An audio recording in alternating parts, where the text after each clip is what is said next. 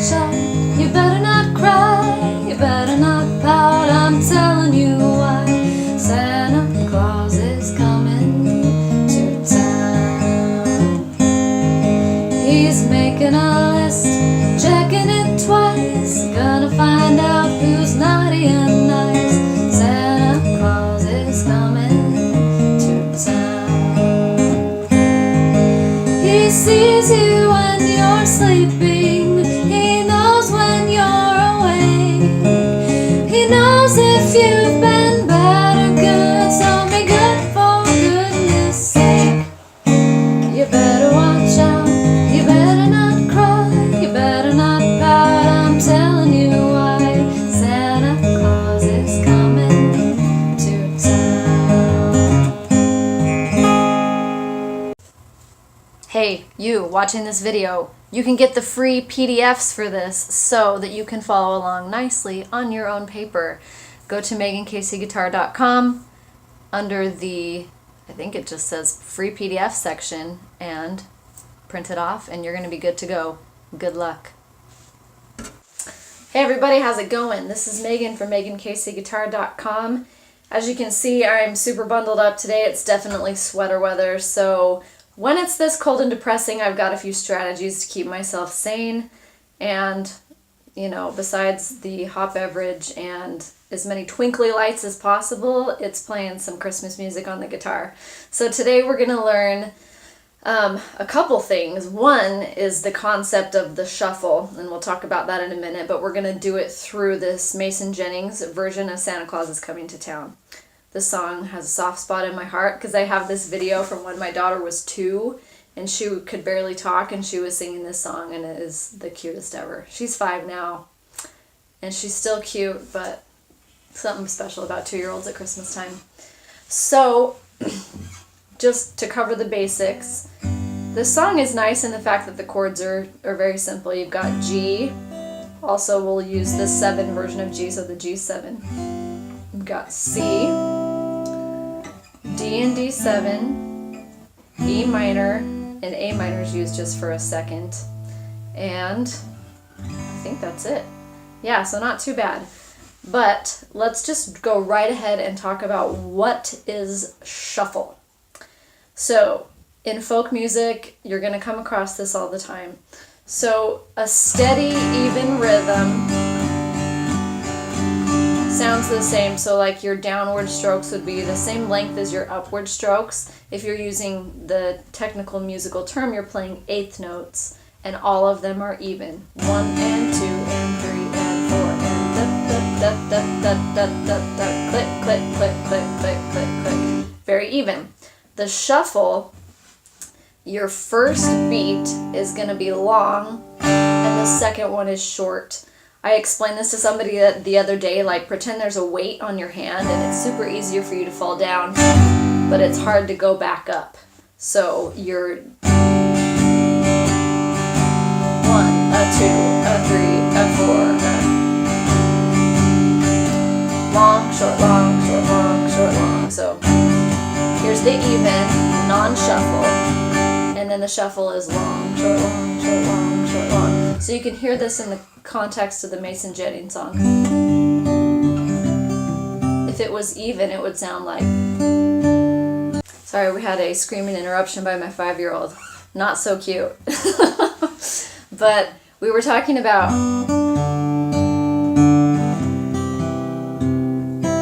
You can hear that short, long. They're just not even. So I'm going to have up on this screen the tabs. I think it's easier to just internalize the rhythm and then be able to follow along the tabs. I don't want to give you too many verbal cues because then I think it can get a little jumbly. So let's just start with the intro. That is the hardest part. You're plucking 6 and 2. You can add 3 in there if you want. So 6 and 2 with your thumb and your middle finger while holding the G chord. Then you're going to have this third finger ready to grab the second string, which is the D note. And then you grab the fourth string after that.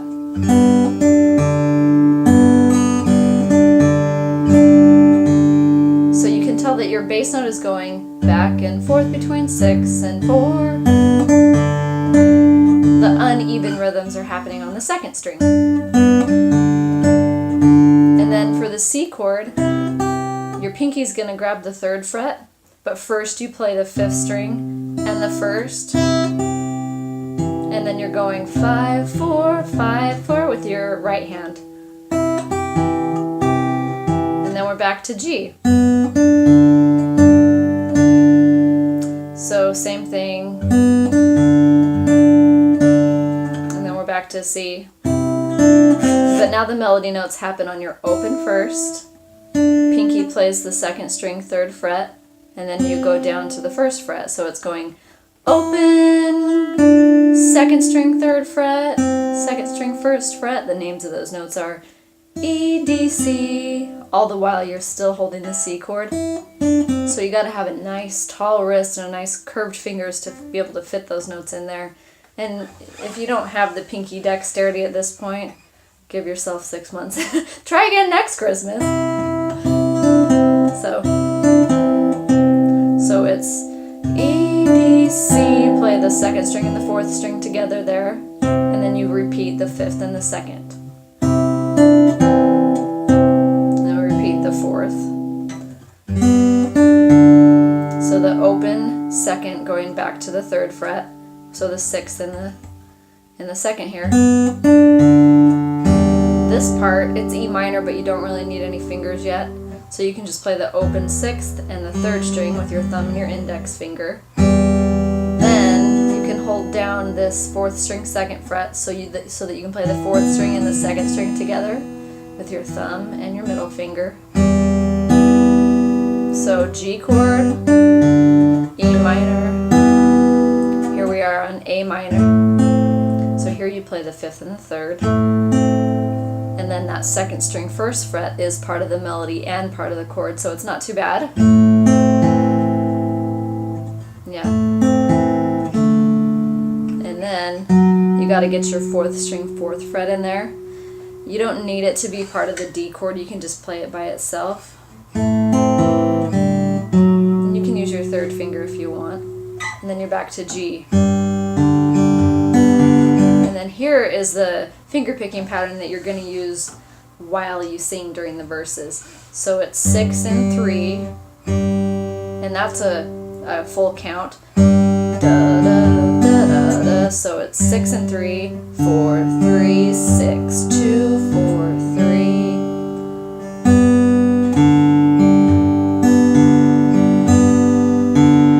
So there's your long, short. If it was even and not the shuffle rhythm, it would sound like. But since it's shuffle, it's just adding a little country swing to it.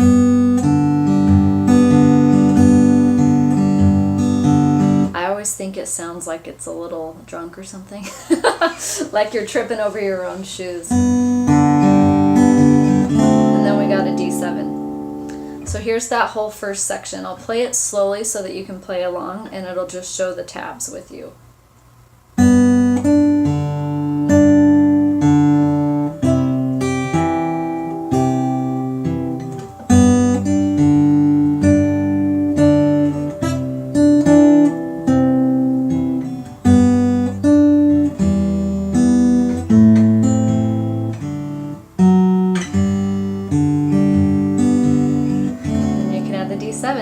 And the rest of it's going to be simple because you don't have to add those melody notes in there. So if you get this finger picking pattern down and you get the feel for the shuffle, you are set.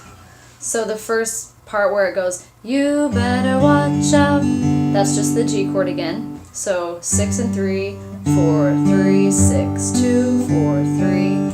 And that is, I've said this in other videos, but if you're not familiar with finger picking, you should probably go back and watch my intro to finger picking videos, finger picking 101. But if you've had a little experience but you're feeling a little shaky on it, here's a couple things to watch for that's just good technique in general. You do not want to have a flat wrist. You don't want any part of your hand to be touching the body of your guitar. So making a nice A-shaped little angle curve there is always a good idea because you want your fingers to be tall. And when you pluck, you only want pretty much from your knuckles down to move. Another fatal flaw that people always make is you gotta watch where your thumb ends up after you strike a string. All the time people's thumbs end up inside the rest of your palm, which is no good because, for one, it means that you're bending your knuckle when you pluck the string, and that's just creating all sorts of tension and limiting your speed. So you want a straight thumb. You can even put tape around it and that'll keep it straight and that'll help you get some good habits going. So straight thumb, and you want it to come in front of your other fingers. It's almost like you make a little X. So you can see my little X I'm making.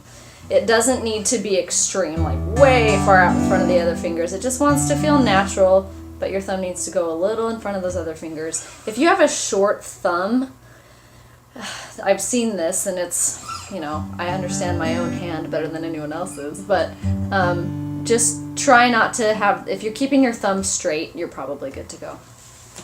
So straight thumb, and then your thumb in general for this style is going to play the E, A, and D strings, the 6, 5, 4. And then your index finger is always going to play the G string, so I call it the third. And then the second string, your B string, is a middle finger, and your ring finger plays the first.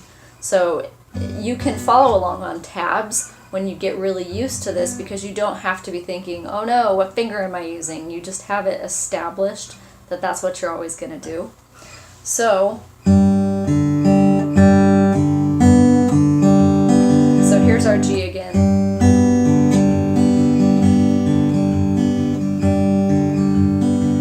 So you got 6 and 3. It can be 6 and 2. It can even be the whole chord. It doesn't really matter. This is just the way I wrote it on the tabs.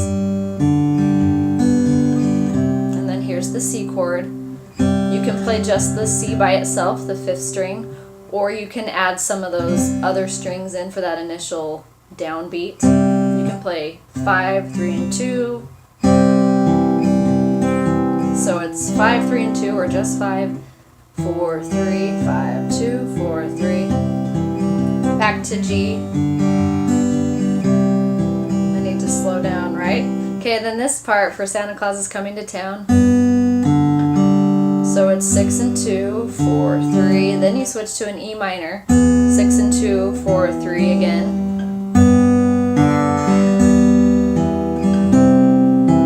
Same idea for the C going to the D7. So you've got 5 and 2, 4, 3, D7. I just plucked, this is called the Pima stroke. 4, 3, 2, 1, and then 3 and 2.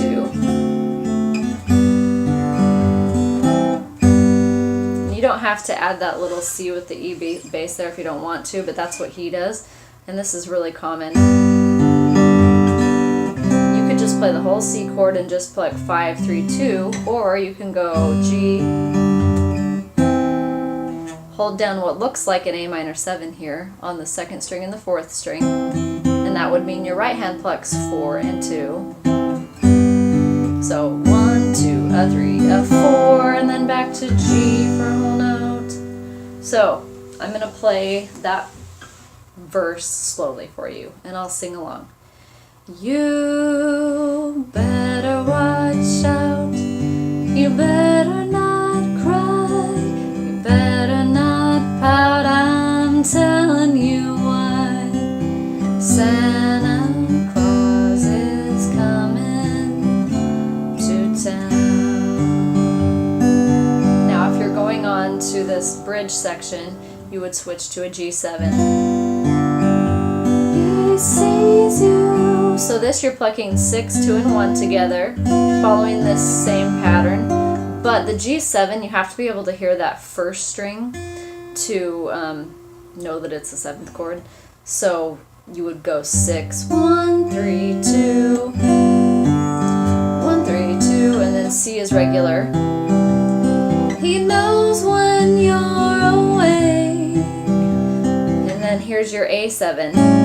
So this would be 5 and 2. He knows if you've been bad or good. Here's the D7. 1 and 4. 3, 2, 4, 2, 1. There's so many numbers.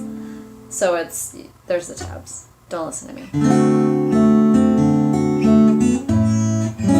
For goodness. Then you're back to the A7.